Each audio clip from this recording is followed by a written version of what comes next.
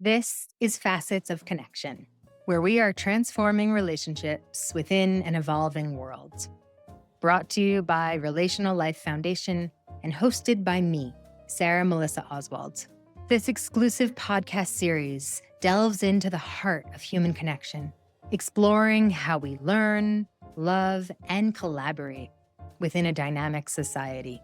We'll uncover the power of respectful relationships and their essential role in the human experience. I invite you to embark on a journey with me to create a more connected, empathic world for future generations.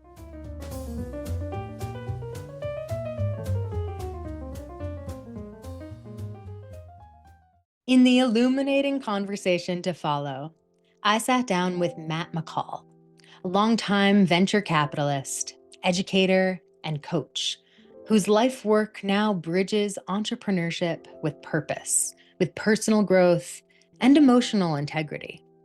As a father, a founder, and teacher of what he calls the good life, Matt brings a rare blend of business acumen and deep relational wisdom together.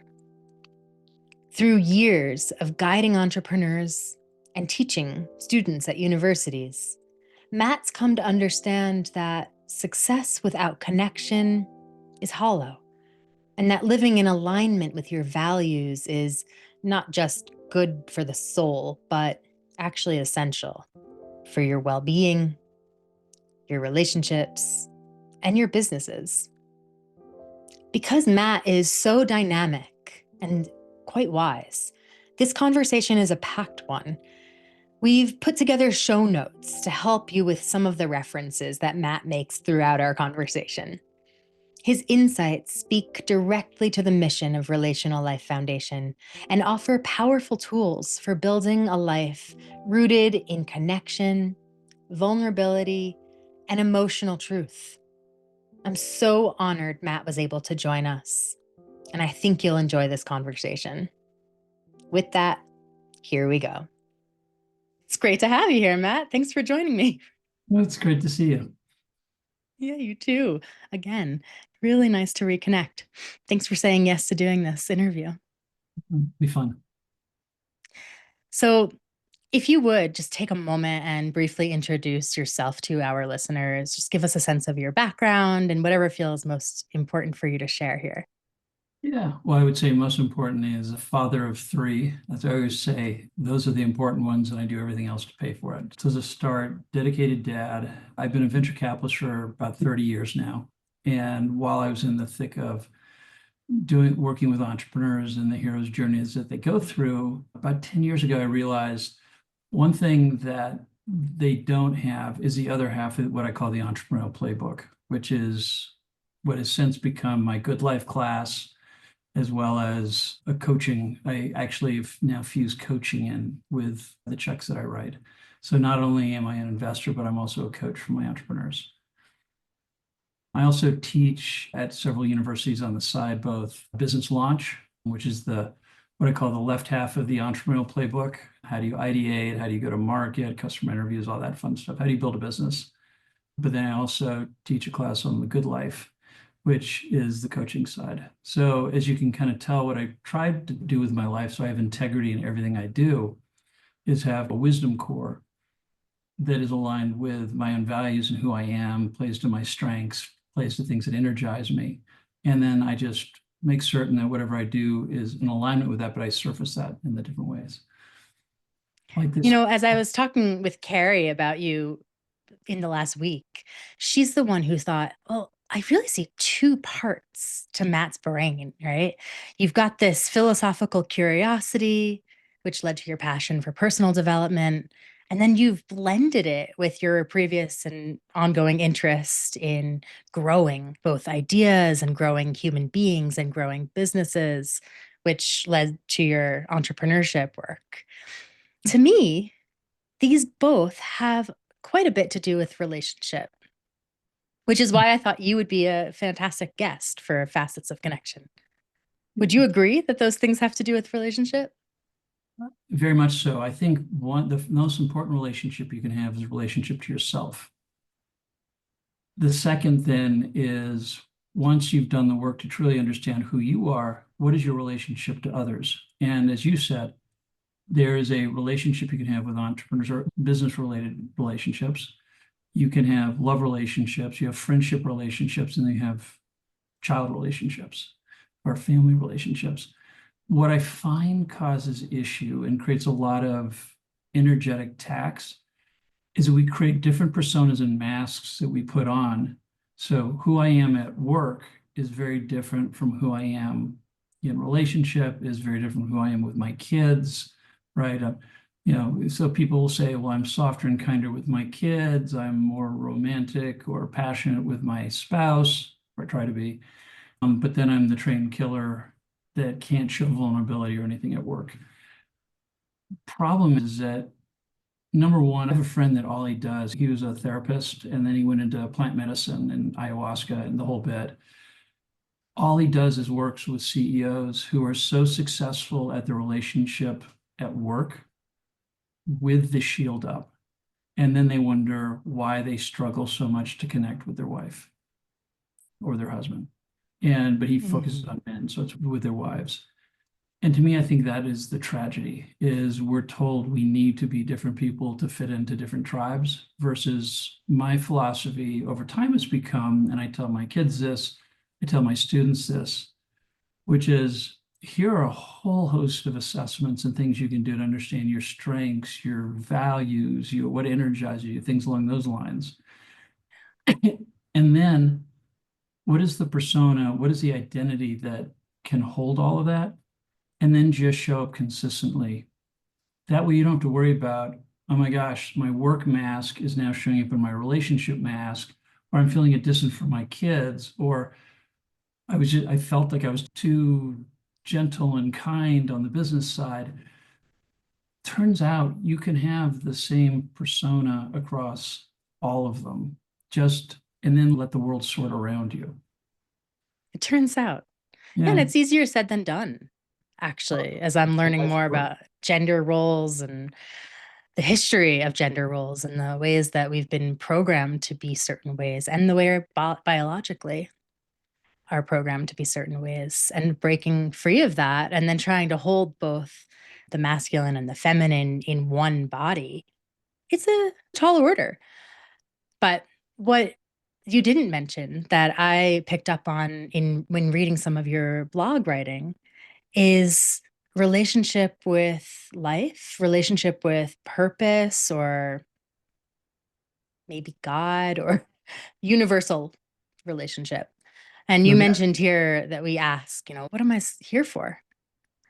And that's actually one of my leading questions. And I know that it comes up in your work too. But my magic question that I like to start all my interviews with, Matt, and I think I shared this with you, is I believe that we're all here to share a very specific, unique light with the world. And so, based on and everything that you know about your past and your future and the roles that you've shown up in and the circumstances that life dealt you, what do you see as your current light that you're here to bring to the people around you? Yeah.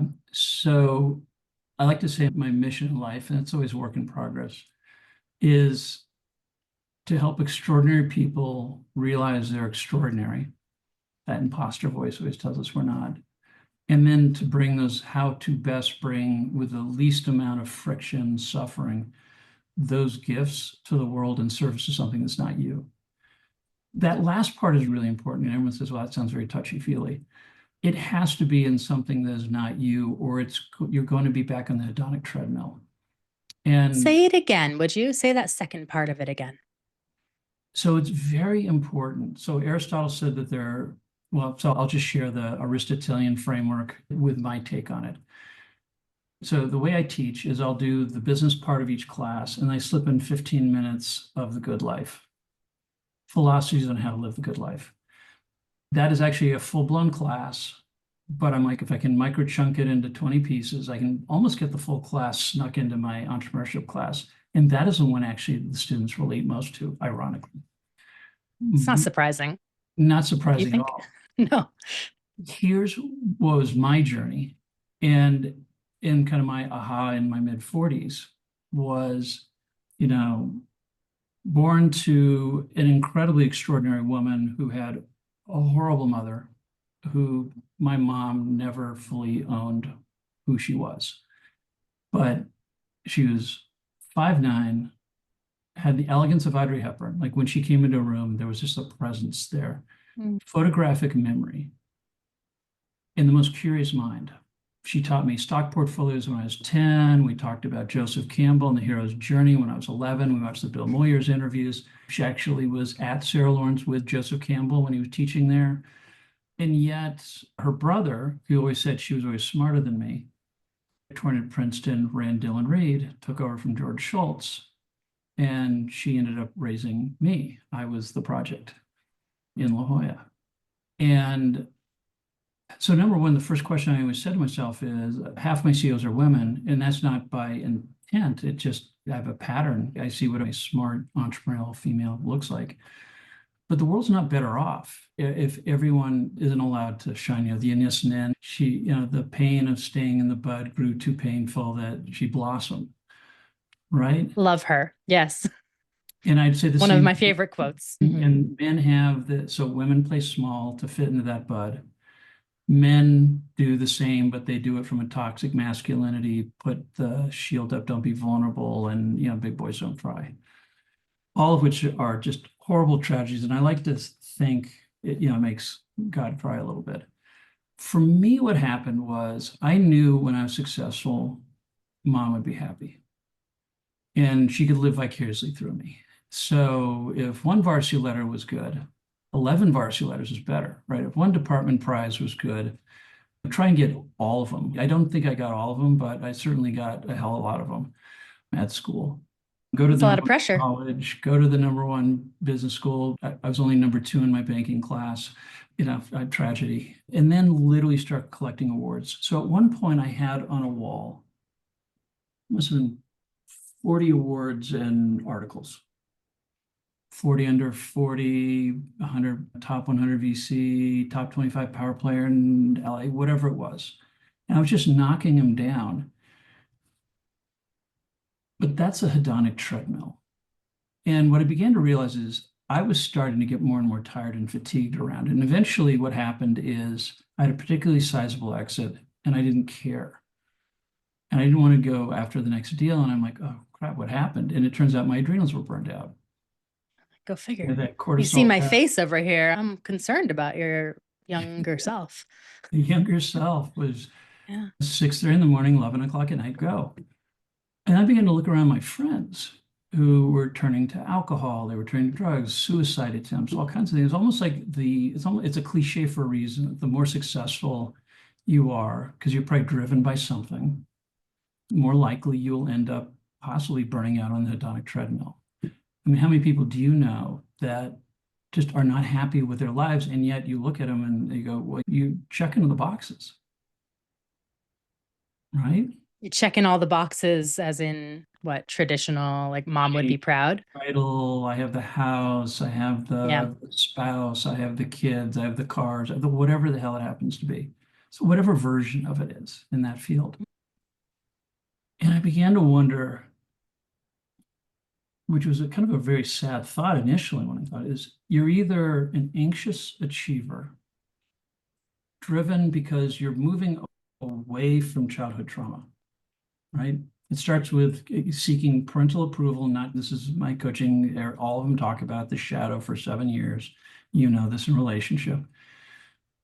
What do you have to become to fit into your family of origin? And then that becomes the AI that you then lead the rest of your life with. And then you're wondering, why am I having this battle with XYZ at work? Well, actually, you're having a battle in your mind as a 5-year-old with a parent or something. And I thought, my God, please don't tell me that the only people succeed are the anxious achievers over here who are miserable. And in doing so, they have to anesthetize. Could be Netflixing, but it's usually much worse. And we all see it. Yeah. Or the other is go to Tulum and do yoga and be content. By the way, I'll cut to the chase on this side. This one doesn't work either because Maslow says, if you're not self-actualizing, a singer must sing, an artist must paint, or you will hate yourself because you know what you're capable of. I believe that. Crap, what's the solution in the middle? Because you can't have a relationship with yourself. You can't have a relationship with something greater than yourself. You can't have a relationship with others because you hate yourself, right? You're not enough. First of all, what in the hell's going on? This is where Brian Johnson is really helpful in kind of fleshing out the Aristotelian framework, eudaimonia. What I teach my class, the slide that I put up every single class, and then we talk about a different concept, is this slide: live vertically, not horizontally. Yeah, you were telling me about that when we took our hike. Yeah, and horizontally is the hedonic treadmill. So here's how most people live their life. I get the A in the English class. I get the good report card. I join the soccer team. I get into the right college. I do well there. I then get the right job. I then go to the right business school. And it never ends because guess what? It's an addiction system. Yeah. And Andrew Huberman talks about this at Stanford, right? Which is you're getting a dopamine hit. It lasts all of about a day or two, and now you need to get the next one. So you're enjoying it for about a day. You see this when you get a car, a house, right? The new jacket, the whatever, right?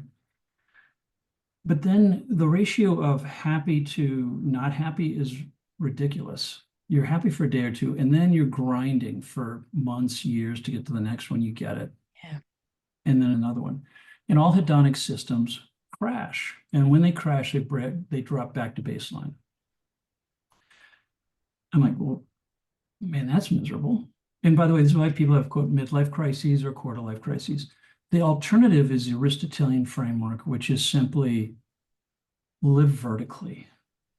So horizontally means I'm looking at what other people are doing. I'm looking at what my comparison is. I'm seeking to my own values. Am I enough versus these other people? First of all, how can you have a relationship with anyone when all you're doing is comparing to them, right? I'm jealous. We talk about that in relational life therapy, actually. Right. It really separates you from being in relationship if you're comparing yourself to others. If you can start to see everyone as equal or same as, then you can be in relationship. But I know what you're going to say. Worry about being in relation. Yeah. You don't even compare, because all you're comparing to is who you were yesterday. That's right. And it's a very simple model. The model says if you close the gap between your highest self and where you are, and by the way, highest self goes all the way up to the divine. So that's where the connection to spirituality comes in, right? Here's what's really cool. There is a state called flow state we've all heard about. Mashik Mahal wrote about it. Stephen Kotler talks about it, where you're both content, sense of ego dissolves, and yet you're the best performer ever. You lose a sense of time, all of this.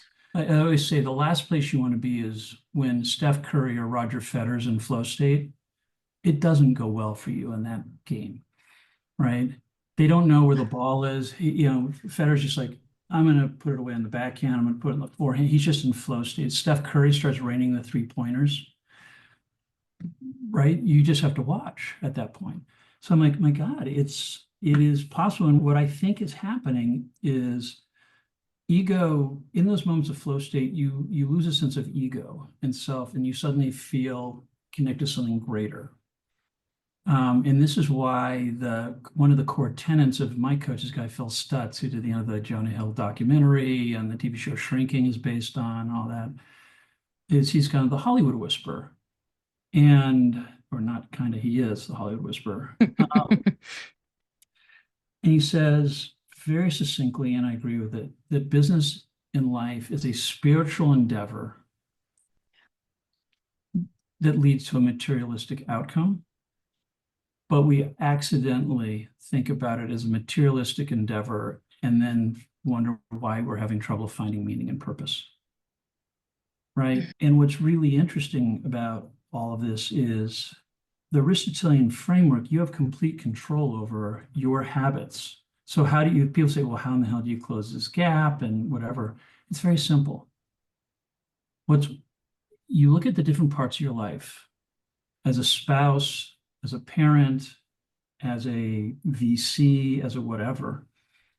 And you simply say, what's one thing I can start and one thing I can stop? Micro tests. And I'll give you an example in relationship. Great. Here's a simple thing to start. Every night before you go to bed, or in the afternoon while they're at work, shoot a text to your spouse or the person you're dating or whoever's important romantically, and just say, hey, you know, this morning or yesterday when you did the following, I'm still smiling. I'm so grateful you're in my life.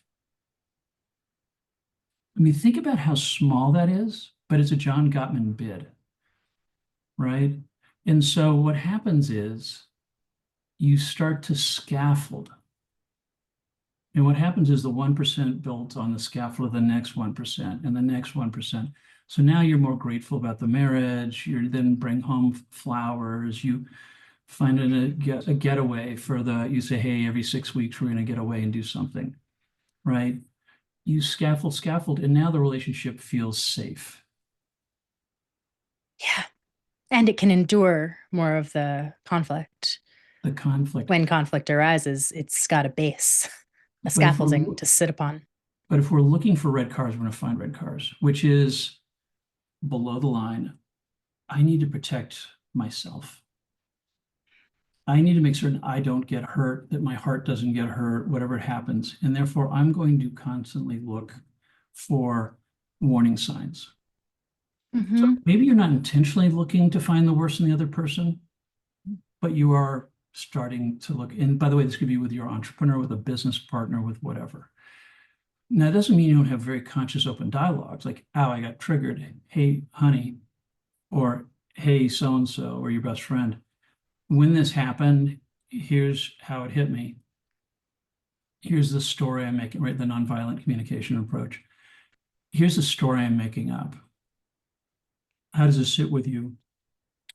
What are your thoughts? And now you've kind of opened it up to have a dialogue, which then allows you to close the gap even 1% again, feedback. This works in every part of your life. So, you know, whether it's energy and I'm trying to put muscle mass on, right? What's 1% better? Relationship, how can I become a better, higher version of myself as a spouse? And what Aristotle says is, that's called eudaimonia, good soul. So instead of hedonic, I'm not enough. I need that dopamine hit, which is just your skin crawls because you need the next hit. This is more oxytocin and serotonin, right? And what begins to happen is you begin to realize you're becoming more you. And yes, I love this. And so Aristotle would say, or most traditions and most coaching platforms, because I've done 10 of them, they all say roughly the same stuff. That forward progress gives you contentment because you feel like you're closing the gap between you and your higher self, or I will go as far as to say closing the gap between yourself and the divine. That vertical progress, rather. Vertical. And I have entrepreneurs that'll say, oh man, they'll have a great week. They'll have a couple of sales they close. They're on top of it. And then Thursday, they'll be down in the dumps. I'm like, what happened? They just raised a financing at $1 billion. He's now worth $100 million. And I say mudita, like joy in the good fortune of others, because abundance means, look, there's lots of goodness to go around. It's not like that financing should have been your financing. And you're the same person you were literally 2 days before. But now you've made yourself unnecessarily miserable because you're living horizontally.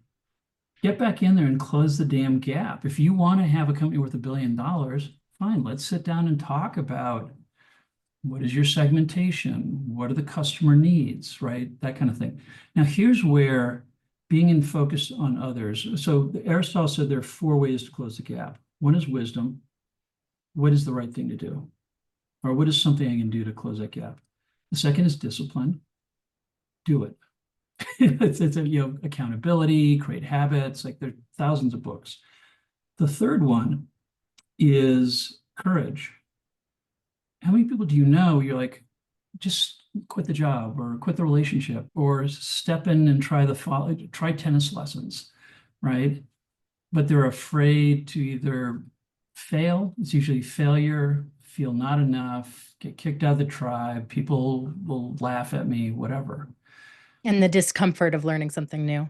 Oh, exactly, the S curve. Consciously incompetent to consciously competent to unconsciously competent to bored. I saw that in your blog. That's why I'm nodding. But we'll put it in the show notes so that our audience can also check out that S curve. And that's our life. Our life is a series of S curves. And where we get stuck is we don't have the courage to drop to the next curve, where now suddenly we're not as competent as we were before. So for me, I was successful in venture capital, but I knew there was something greater I needed to do to have more sense of purpose. So I started doing coaching training, at which point the imposter was like, oh my God, you're a numbers guy. Like, you have no right whatsoever to become a coach. Right. I think it's brilliant, actually. And I love what I'm hearing is that you were seeking a way to have both. Integrity.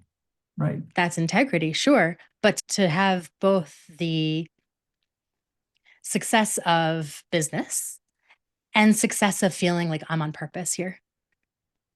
Yes. And Phil Stutz has two wonderful frameworks around this, because people are like, well, that sounds all like great at a very high level and, good for you. How many people could actually achieve that?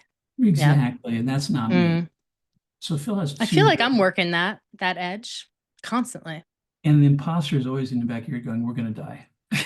Right? We're going to die. You're not enough. Don't do it. Stay small. Stay in the bud until it's so painful.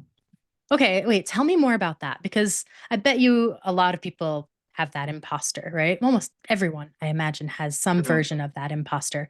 So what would you say to someone that you were coaching to help them quiet down that imposter voice so that they can truly step in and have that courage to be the leader that they're meant to be or live their purpose? So this is where I'll borrow from Phil. Phil has this great quote in his latest book he wrote, which is, God loves it when we make forward progress because he can co-create with us. And now he feels closer. Now, if you don't believe in God, call it the great amoeba, call it the universe, call it just you feel better about yourself. I'm not the great amoeba. This is not a religious, like, spirituality is personal, right? Like Ricky Gervais is an atheist. I'm fairly certain he's got his version of this.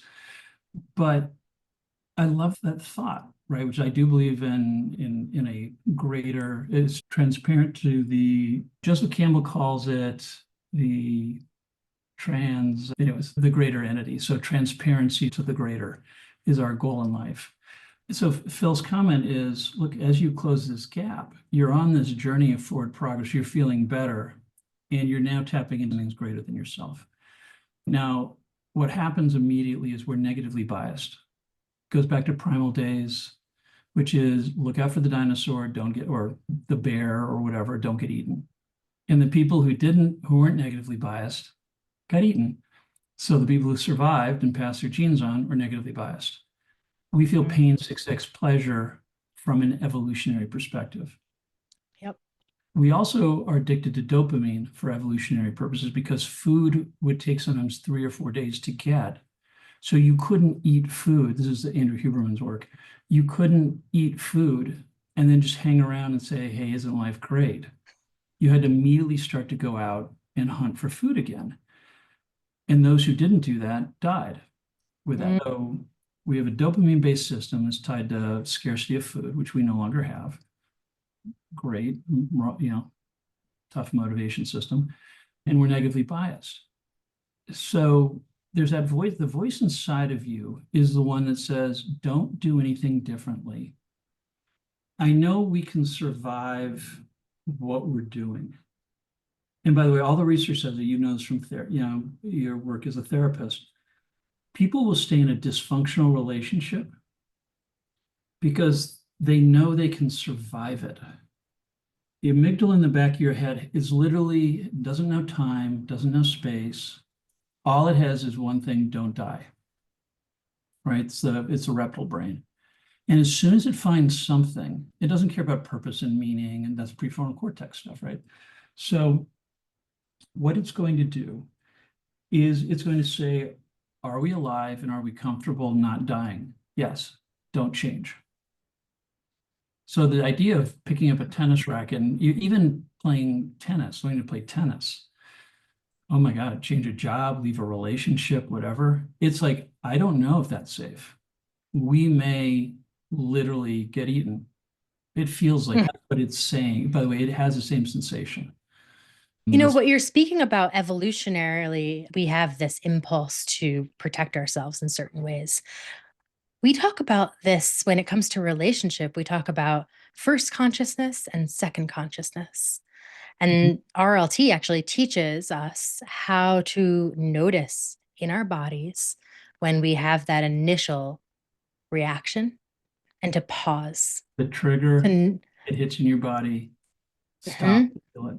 To literally take a breath, stop what you're doing, find a way to resource yourself so that you can get into that prefrontal cortex.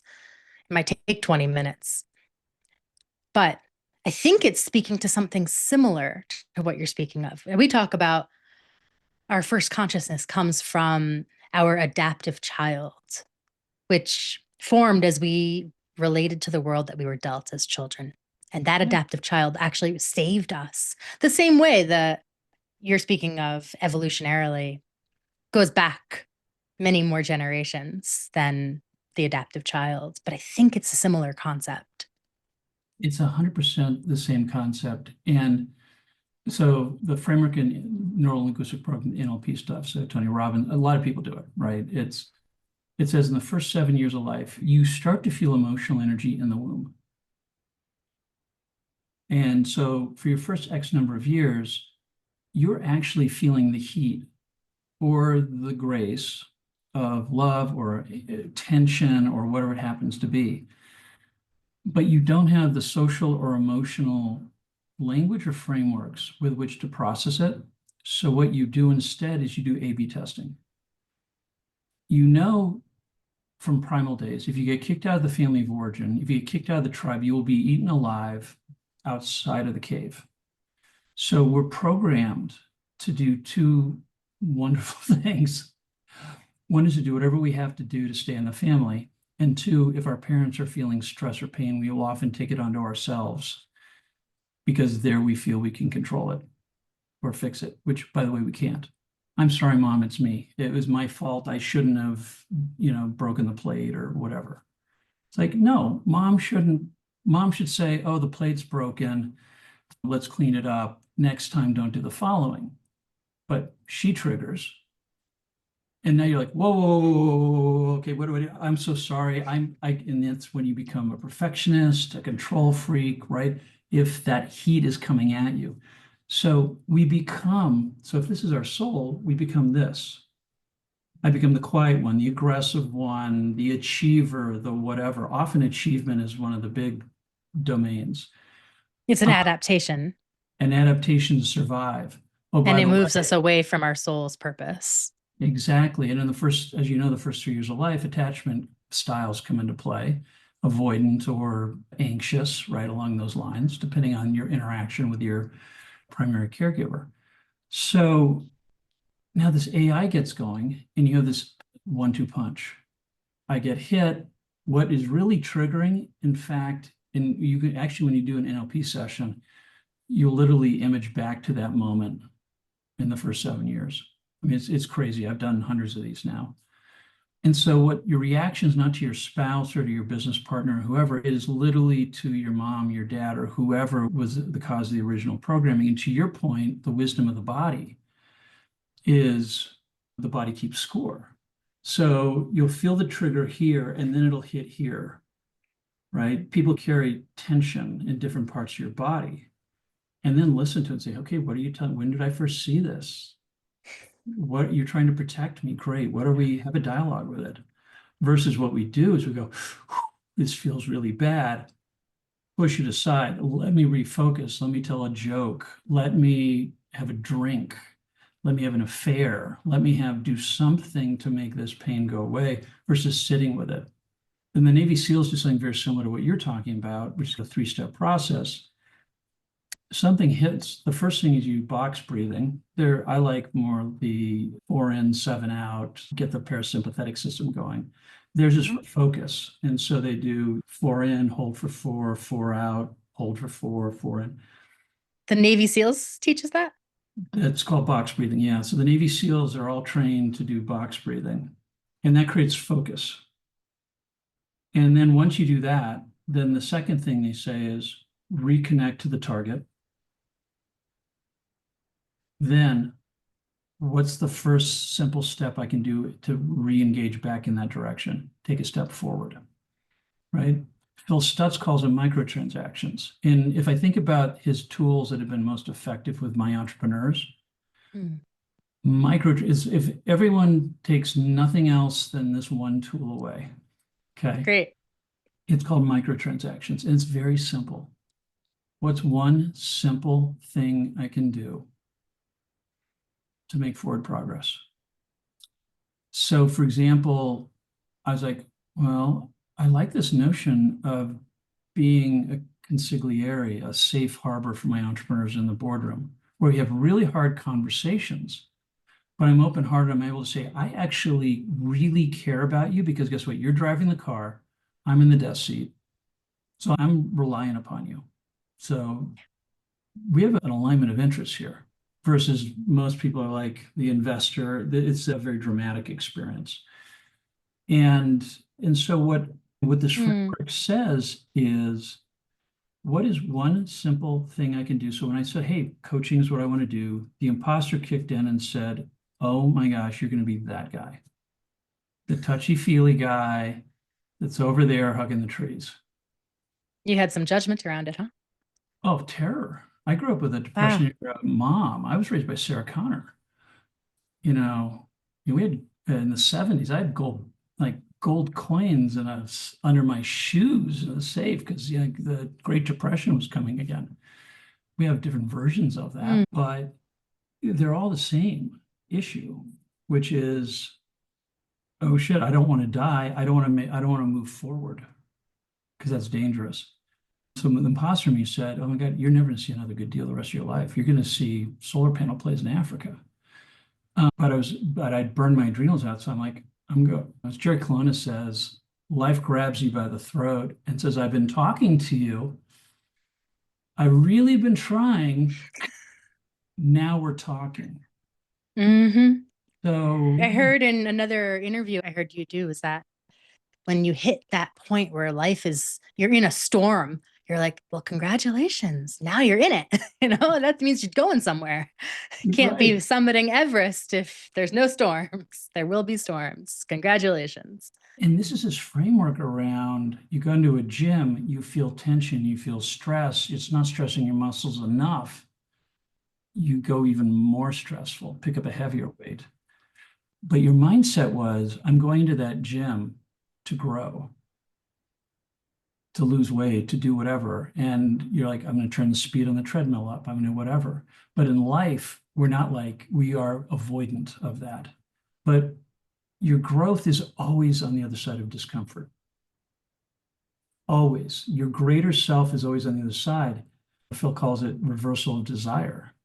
You hit it and you have to actually force yourself because you feel pain 6x pleasure, you're going to normally rebound off that moment and try and avoid it. He says, bring it on, baby. I'm in the Olympic gymnasium. Like, this is exciting. This is really good stuff. We just lost the customer. Great. This is an opportunity for us to get better. Like, clearly we didn't do something well with this customer and we got 20 other customers over here. Maybe we can learn here and work over here. But what happens is you start to make forward progress. The imposter kicks in and says, sit the hell down. And this is where people feel stuck. So I'm guessing most people you talk to in their relationships will say, I'm stuck. We feel stuck. I hear that word a lot. You bet. And what you're talking about, that any time that someone is growing, there's going to be discomfort. If you look at every living system on this planet, you'll see that in action. Yeah. 100%. 100% at every level of scale. We must go through layers of disorder in order to evolve to the next level of complexity. And you'd And be surprised. so in relationship, I take that concept, and now that I have skills around navigating conflict, right, over the last 15 years, that's really been my focus. So now when conflict arises, I get excited because it means we're going to grow together and we're going to find ourselves on the other side of it closer.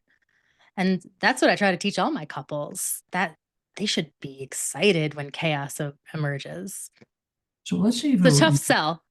It's a tough sell, right? let's But say you have a relationship and you've got the man who is having trouble opening his chest plate to fully be open-hearted in the relationship. And you say, well, here's this figure out here, and you should immediately be loving and open-hearted and, by the way, trusting in the goodness of your spouse, and don't worry about triggers, and just life is love, right? How well is that going to go? not too well. Not too well, because it is such a big leap that the prefrontal cortex, that whole system is going, or excuse me, the amygdala, the survival is going to shut everything down. Right. And what happens is you'll see it in the middle of I see it in coaching sessions, but you'll see it, I would imagine, in your things where they do this.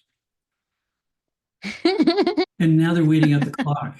You ever have one of those sessions where one of them is just waiting out the clock, just nodding their head, going, oh, Sarah, I love that framework. That is really good. Really good. I don't allow for that in my work. Actually, more and more, you've referenced the body wisdom a number of times now, and I'm currently studying Gestalt therapy. I'm not a therapist, by the way. I'm also a coach like you, but I'm studying Gestalt, and I bring it to my RLT work and get people listening to their bodies, and people eat it up. I blend the two models now, and people come back and say, I need more of that. Because it feels so good to finally hear ourselves, to finally tune in to what our bodies have to say. You've got to battle yourself. Who you are and what you're behaving or who you've become isn't in conflict as much. That's where the misery comes, is you're not aware of who your highest self is. And if anything, you're going in the other direction. Yeah. And you keep quieting it. Like, that's uncomfortable. I don't want to see that. Yeah, just don't get us in trouble here. You're going to get us killed. It's discomforting. Please go away. Let me stay focused on the path forward, that direction. Yep. But moving further and further away. I love this. Here's what did you call it? So your highest self. Your highest self? So if you go to Rhythmia in Costa Rica for the ayahuasca, it's a hospital. They'll say we'll promise three things. We'll show you who you've become and how. We'll reunite you with your soul at all costs, and which always seemed like an aggressive term until you realize, well, that actually means maybe you quit the job, right? And we'll open your heart. We'll heal your heart. And I think what a great, see, all of these modalities start to come into a common framework, right? Becoming the higher version of yourself means, who am I, first of all? And then every day doing one simple thing to get closer to that person, whether it's like this or, higher. What feels common around microtransactions so beautiful is you do one small thing and then another small thing and another small thing and another small thing. And next thing you know, you're there, right? So an example for me was, I'm like, okay, what am I going to do? I'm just assigned for my first coaching program.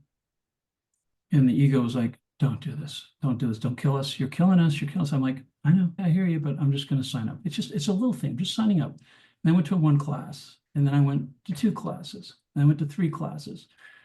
And then I was talking to someone, and they were talking about this life challenge they were having. And I'm like, hey, you want to be a guinea pig? This is going to be a complete train wreck, but I'm up to three classes now. So I got some stuff here we can work on. And And next thing I know, I finished that program. I did another program. Years like, what would happen is someone would say, "Hey, you should try Gestalt." Like, "Oh, how does it work? How would this tool work? Would it make me more effective in working with my entrepreneurs or myself?" Sure. Okay, great. What's the best Gestalt coach in the country? And then train under them. That's literally how I live at this juncture. If it's, we got to learn how to do better go-to-market strategies for our companies. Great. Who's the best go-to-market person? Or who are the best people who are just phenomenal? Great. Chase them down, figure out what are their frameworks and stuff. That's this idea of closing that gap. But what happens is, next thing you know, so it's like, you could tell me if I'm closed off, be a loving husband or loving spouse or whatever it happens to be. And I'm like, I have no idea. I don't know what that looks like. And it certainly sounds really scary. But you say, "Hey, just do a text tonight. And tomorrow morning, cook breakfast. Hey, but here's another thing. When you're driving the car, just reach over and hold the hand. Right? Act as if. Right? One simple step. One simple step. And next thing you know, it becomes a habit. 21 days to form a habit. So you scaffold this on. Carrying messages, touches, whatever. And next thing you know, guess what has happened? You're actually a loving partner. Look at that. With triggers. Wasn't that scary? With With triggers. We all have them. Yeah. We all have them. If you're feeling ready to take a deep dive to transform your relationships, you'll want to join us for the RLT Relationship Skills Bootcamp events. Based on the work of renowned therapist Terry Real, this workshop equips you with essential skills for building more loving, intimate connections. A recent participant said that this workshop is for those interested in deepening their understanding and experience of intimate relationships. This course is very concise, informative, and extremely useful. They said, "I wasn't sure what to expect. I am very pleasantly surprised, and I feel I have practical tools to enhance my relationship with my partner." We believe that everyone deserves the tools for healthy, fulfilling relationships. And so, all relationship boot camps through Relational Life Foundation are offered on a sliding scale, making it accessible and affordable for anyone. I have personally attended the boot camp 3 times and can attest to the depth of its content. I learn more about myself and my partnerships every time I take the workshop. You don't want to miss this opportunity. Visit relationallifefoundation.org or click the link in our show notes to learn more and check out dates for the upcoming events. And now, back to our program. Phil goes as far as to say a microtransaction is, you're sitting at a bus stop, just engage and talk to the little old man next to you and help him onto the bus. Always. In fact, he has an experiment. He says, over this week, every chance you get, engage in a small way with whoever's in your environment and just leave a little goodness with them. And then watch the next 2 weeks, the stuff that comes flowing into your life. I'm laughing over here because I can't help myself but do that. I can just hear my son like, "Mom, come on, let's go. Stop talking to that stranger." He thinks that I know everyone because I talk to everyone. That's what feeds me. That fuels me to have these interactions with people that don't have reason to be kind to me, but they are. Yeah, to find kindness and light all throughout my day. And that's one thing that struck me on our first walk. The very first time I met you, there's a glow to you, right? Which I would argue is the divine flowing through, right? It comes from Thanks, something. Matt. You can see it in the, like right now, there's like a energy about you as you're on the screen here. And it was funny. I remember when I think you and I were talking about this, I said the day Steve Jobs died, and let's be honest, I mean, most people would say he was an asshole, right? I've heard that. Trying to become less of one as he got older and older. Or at least, I should say, not an asshole. He was just driven. He was just very driven. The other ones are probably not fair to him. But when he passed away, so many people I knew were sad. When I asked them, it felt a little bit like one of them said, "I feel like I'm a little further away from the divine." There was something that flowed through Steve that resulted in the most beautiful phone that only Steve and that team could have come up with. People are like, okay, this sounds way too touchy-feely. And I'm like, no, I'm in the venture business. It's about as Darwinian as it gets, right? So touchy-feely ends up going very poorly if it doesn't have an actual tactical advantage. Uh-huh. And that's those partners who come to coaching and they're like, they need to see the tactical advantage. They can't just buy into touchy-feely. And I think most people would say that. So They this need a is where blend. I've been trying to figure out what are the frameworks that use these two together. And the thing that does it is flow state, or more importantly, zone of genius. So zone of genius is Gay Hendricks' concept. Talk about somatic, Oh, it is. I right? didn't realize that. And what he talks about is, are you good at it, and does it energize you? So if you're aware of Oh, your yeah. body, if something's draining you or energizing you, and you're doing something you're good at, you'll do the 10,000 hours and become the best of the best at it, or at least the best you can become. If you Mm. are not energized by it, you're going to make progress, but it's going to be 1x, not 10x. What I tell my companies is the fourth virtue of Aristotle. So the four part was what's the right thing to do it, have the courage to do it. And the last one is love. And that's You where, didn't get there earlier. yeah. Love. And the fourth one, which is the difference between a hedonic, the first three lead to hedonic. Okay, great. This allows me now to get the next dopamine hit. But what is sustainable success over time with a competitive advantage is love. And now this is where my entrepreneurs go, do you understand what I do for a living? Like, I'm not going to go out there and like shower flowers to the world. I'm like, no, let's redefine this.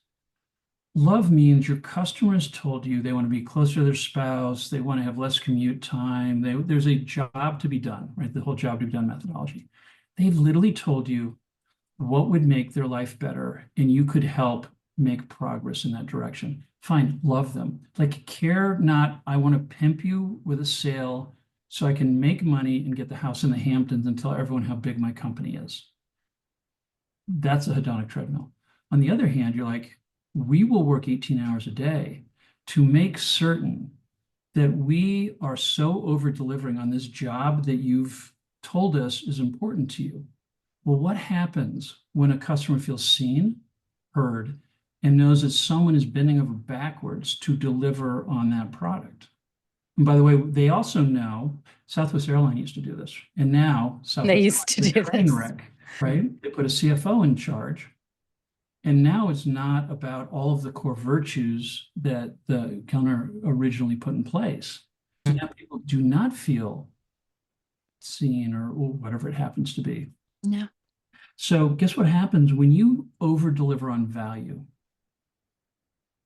People will pay you more. First of all, you'll get a lot of people and they're willing to pay you more. Apple charges significantly more for its product than a generic IBM computer or an Acer computer or whatever, right?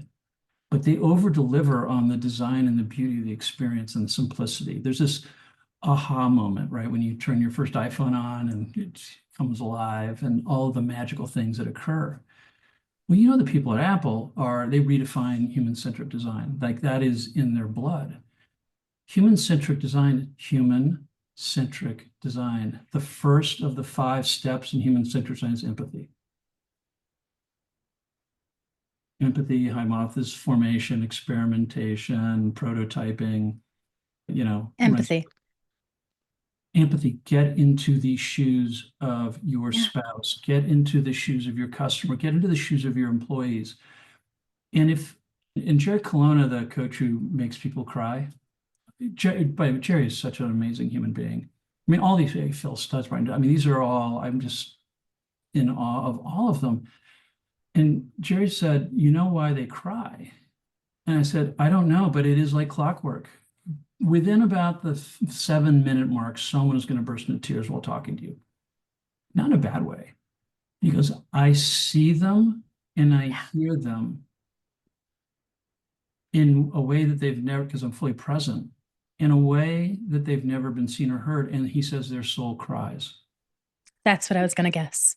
They feel gotten. That this phrase, by the way, I get you, is one of your spouse or whoever is in the midst of something, and you hold space for them. And if all you say is empathetically first, wow, that sounds like you had a really rough day. Kind of breathe in, feel it in your body, but then say, I get you.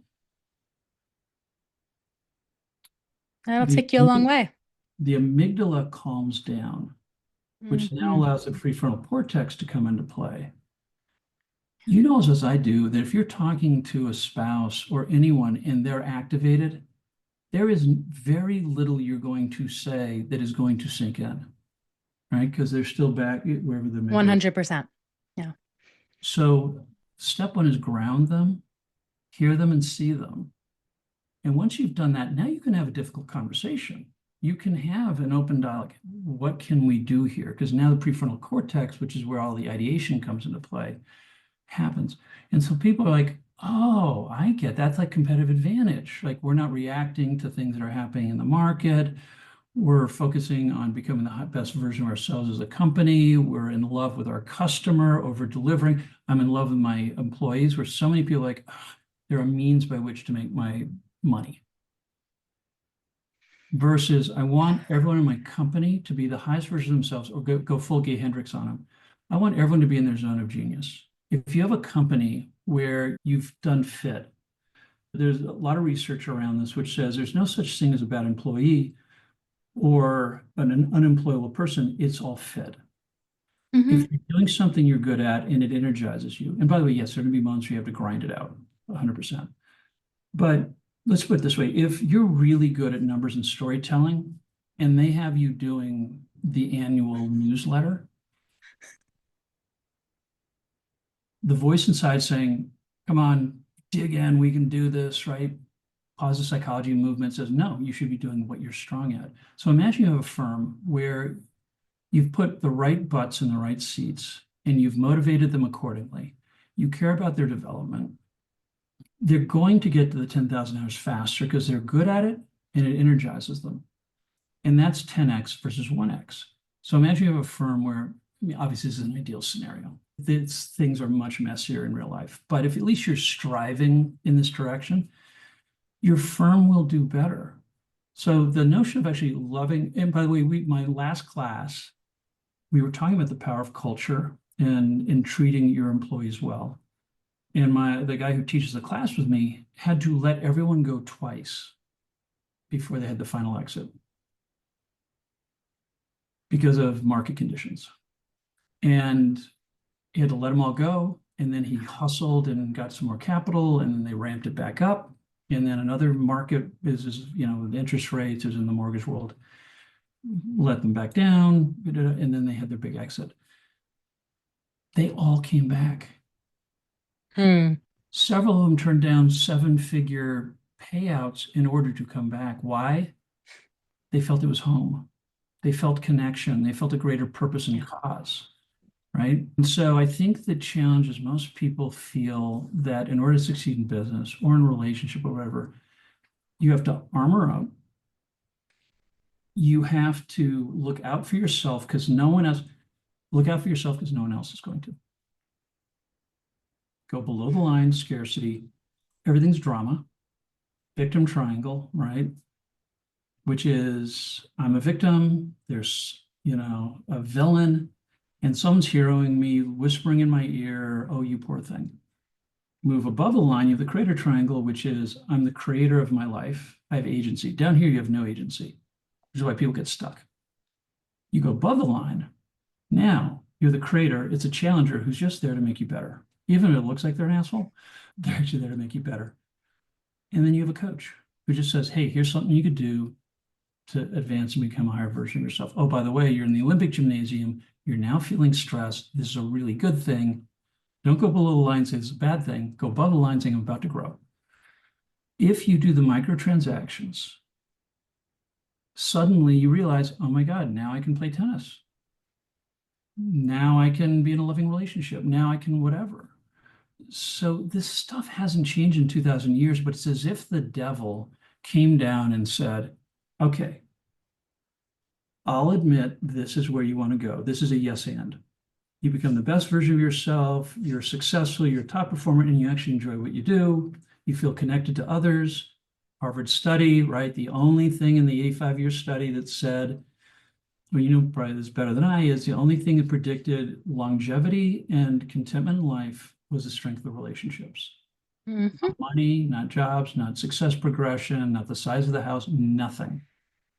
It turns out that relationship and healthy connection is actually the center point to our longevity and health. 100%. The body keeps score. And you just keep, as the Buddha says, drop by drop, you become good. Drop by drop, you become evil every moment. What I And love that you're speaking to, Matt, is the fact that we need each other to be alive. I'm going back to this idea of feeling gotten.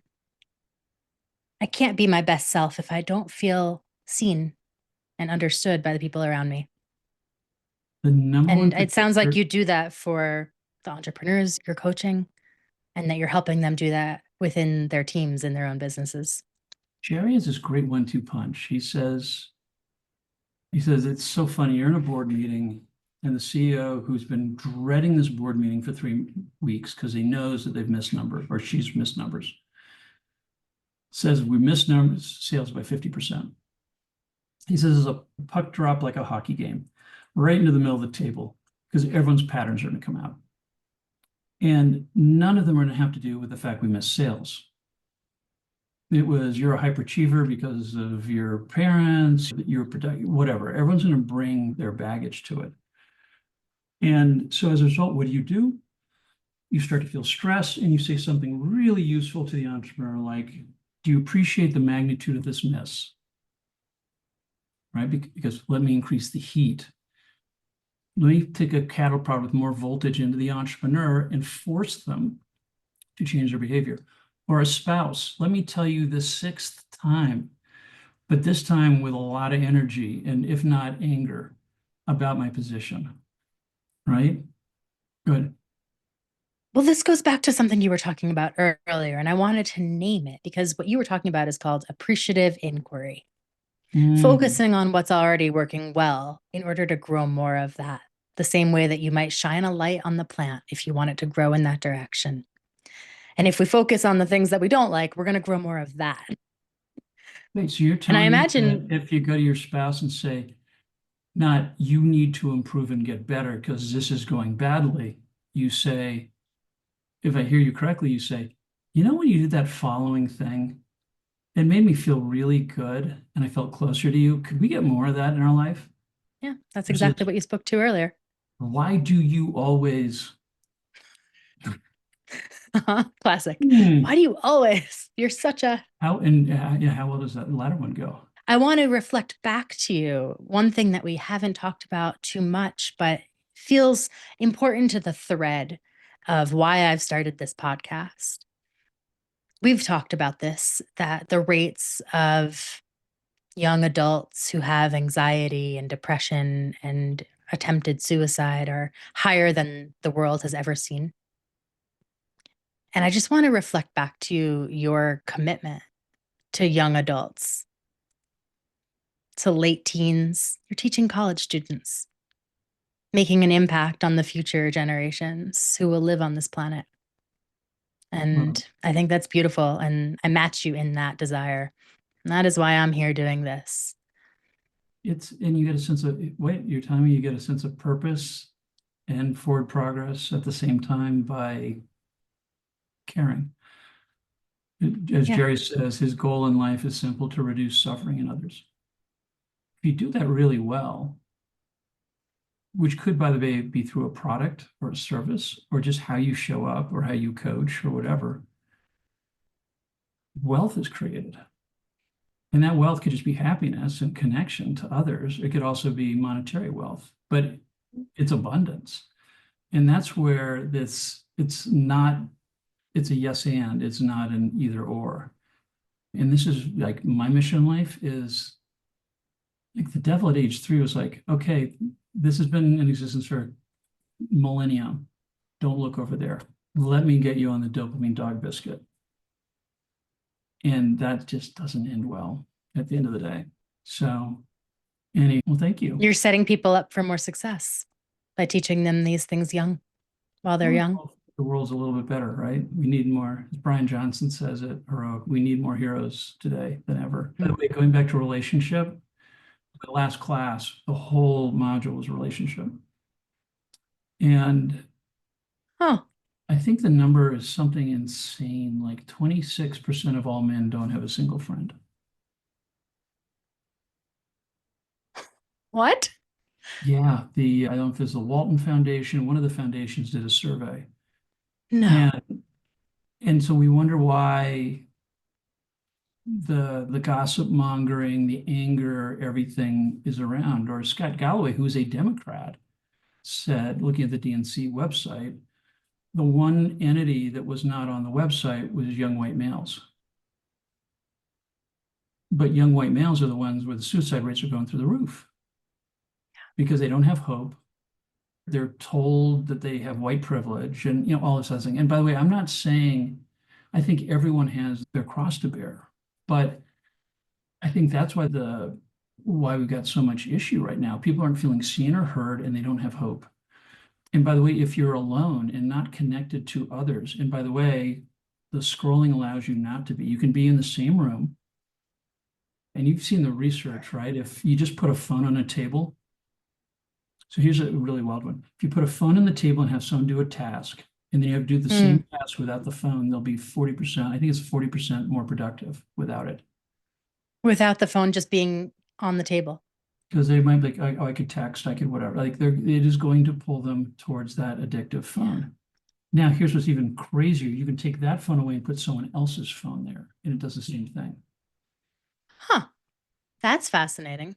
If you want to make certain you do not have a romantic night with your spouse, sit down, feel the phone in your back pocket, take it out, and put it on the table. I go out of my way to put it in my briefcase, in my coat pocket. I hide mine in the closet so that my kid doesn't see me with it as much. 100%. Because he's drawn to it too. Yeah. I put it away as soon as I get home. I try to. So your relationship becomes not with the person in front of you. Your relationship becomes with your addictive screen. By the way, it also becomes a relationship with the alcohol, with the THC vaping, whatever you're using to anesthetize the pain. Totally. And phones is something that most everyone can relate to. And here's what gets really bad, by the way. Scott Galloway, I mean, there's so much research now. Michael Lewis of Moneyball fame just did a whole podcast, 7 parts on the gambling epidemic, the dual evils of FanDuel and DraftKings. I don't even know what those things are. Are those games I'm not playing? No, they're gambling apps. Gambling apps. Yeah, And I'm not on those. And they're on your phone, which means you can immediately end up spending all of your family's money. Gamblers have an exponentially higher suicide rate than even some of the other addictions, but let alone the normal person, because it's so quiet. But the relationship becomes with the gambling and the winning, or the relationship becomes with the job, and it doesn't become with the people around you. Right. And so this is why your mission is so important here. Is Rumi said something along the lines, I wish I don't have a great memory, but he said, seek not to find love, but to seek that inside of you that is against it. That's against it. The thing that blocks you from receiving it. Because even back in hundreds and hundreds of years ago, when he wrote, people like, why can I not connect with the person in front of me? Because the armor is up and you're protecting yourself, and the childhood patterns are coming up, right? You don't want to get hurt like you did in whatever family origin or the last relationship or whatever. So be aware of what are those barriers you have versus pointing towards everyone else and saying it's your problem, it's your fault. The only thing you can control is live vertically, which is know what your triggers are. So I always say the highest self is defined by 3 things. What are your strengths? What are your values and what energizes you? And what are your derailers? What are the things that are going to pull you off the path? And then just close the gap so you get closer and closer. What are your true virtues? What are your true values? Who is the true identity? And that's why relationships are so important. If 26% of men have no friends, it's not going to go well. Mm. And It's a you, really sad statistic. oh, and by the way, you can go number of kids. Number one predictor of retention in a firm, the Gallup 12 poll from, if I remember the research, the number one predictor that an employee will stay at the firm is answering the question, are there at least two people who have my back that I'm connected to In the company or in their lives? in the company? Else they're mercenary and they're on their own and they're out of there as soon as possible. There's no glue that holds them. The second That is seems obvious. Daniel Pink's work on drive, Oh, I love motivation him. in the MSA, which is people want to have a sense of mastery. They're getting better. Oh, wait, is that Aristotle? I think that is, right? They want to feel like they're in their job learning something. Oh, is that Aristotle sneaking in again? Sneaking it again in the back door. So number one is mastery.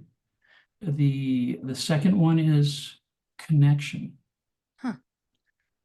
which is what you're talking about. And it's two kinds of connection. Well, actually, probably a lot more connection, but it's connection to the greater purpose of the firm. I literally did this survey in my students. I said, who had a job where you felt connected? And he said, I had this horrible job, this tough job. I was doing the inventory or whatever in the back, but we were supporting firefighters, and I knew that if we did our job, they'd be safe and the world would be a better place. The other one worked in an auto parts store, worked the same hours, absolutely hated it because he said, I had no idea why in the hell the box should be here, not here, and whatever. So no connection to the greater sense of purpose, number one. Two is connection to those around you. You feel like you're in a tribe. We've all had those jobs where we feel like people like me are around and you'll stay there and take less money.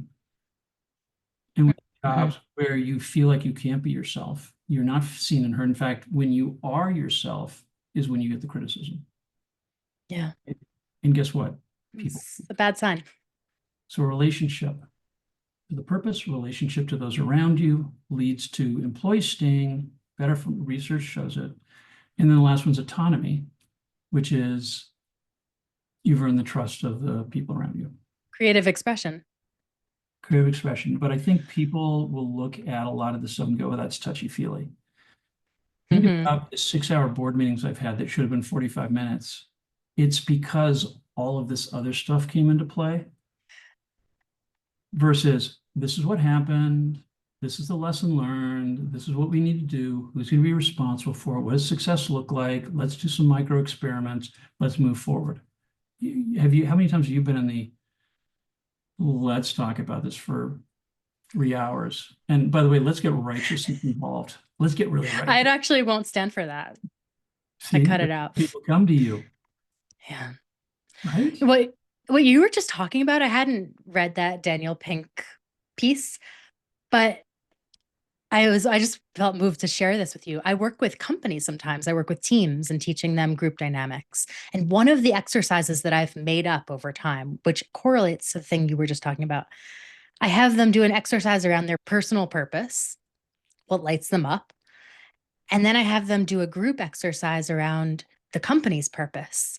And I have them figure out where their personal purpose overlaps with the company's. And it helps leadership know where to place people. And it helps people know how to communicate with one another and see each other's gifts. If you go back to, you go even a little deep, but by the way, that's a great exercise because the other one is, what is your alignment of values? So Right. Seligman, I love positive psychology movement, Brene Brown, Adam Grant, like everyone came out of his school, right? Duckworth came out of there, like he's the guy. First thing you do is you do his VIA strength test. So viastrength.org, if anyone hasn't done it, it's really fast, worth its weight in gold. It's the entry point into the positive psychology movement. You do that first, and you figure out what your strengths or what energizes you are. Guess whose virtues they are, the 34 virtues. Just a wild guess what figure from 2,000 years ago's virtues. Maybe Aristotle? Oh, yeah, the Aristotelian virtues at the Wow. heart of it. And so as a result, you do it, and wisdom's important, or curiosity is important, or whatever. So now imagine this. Curiosity is really important to you. Attaining wisdom and knowledge is really important to you. And now you're in an environment where like, shut up and just do your job. How long would you last? Misalignment of values. So that's where I think you've hit spot on, that is spot on what you're talking about, which is how aligned are you? With my students, I give them a whole series of interview guides on how to interview the company. The simplest one Mm. is, could you tell me who are the three heroes in the firm here? Or who are the three best hires you just had? Huh.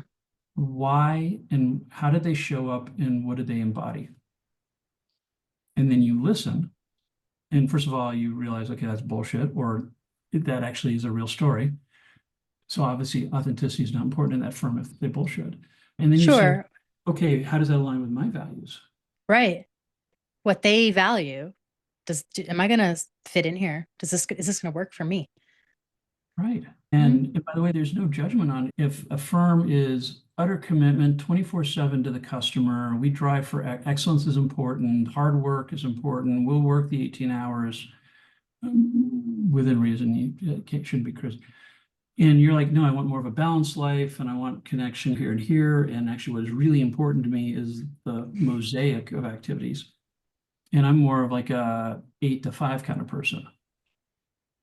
Not going to go well for anyone. I did an Mhm. exercise with a table of students and I said, okay, if you're focused on excellence, like almost maybe OCD, right? So I'm not saying, right, there's a virtuous mean in the middle of all this stuff.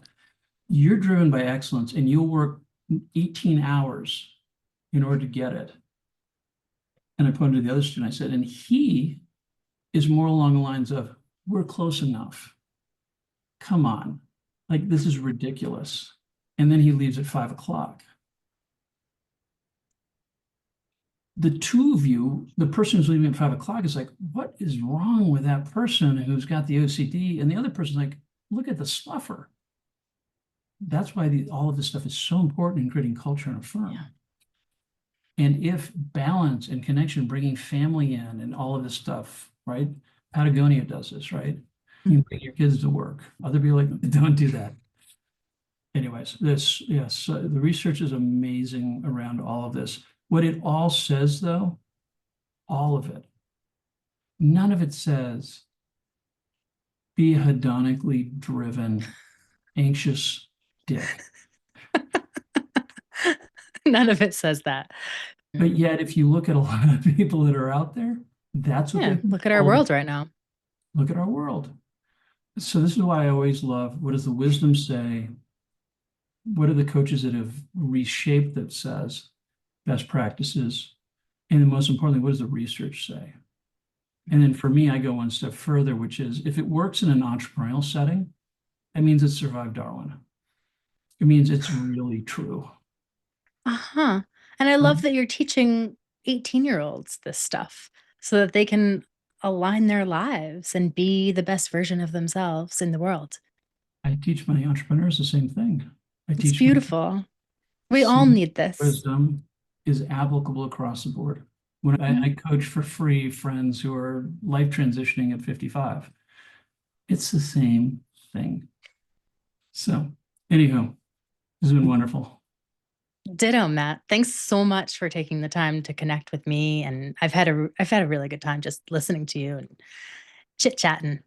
Yeah, this is Thanks for great. saying yes to this. Really appreciate your time. Yeah. See, that's because you're too compelling because of your energy. It's the Yeah, relationship. we've been here for an hour and a half. Yeah, you are so jazzed on the work you're doing and all the things that you continue to learn. And that's so clear. And I think that's why you're here talking because you're excited about this stuff. And I am too. I think 100%. there's some overlap in the work that we're doing in the world. Not Oh, directly, but there's a lot of similarities well, that it's all showed about up today. relationship.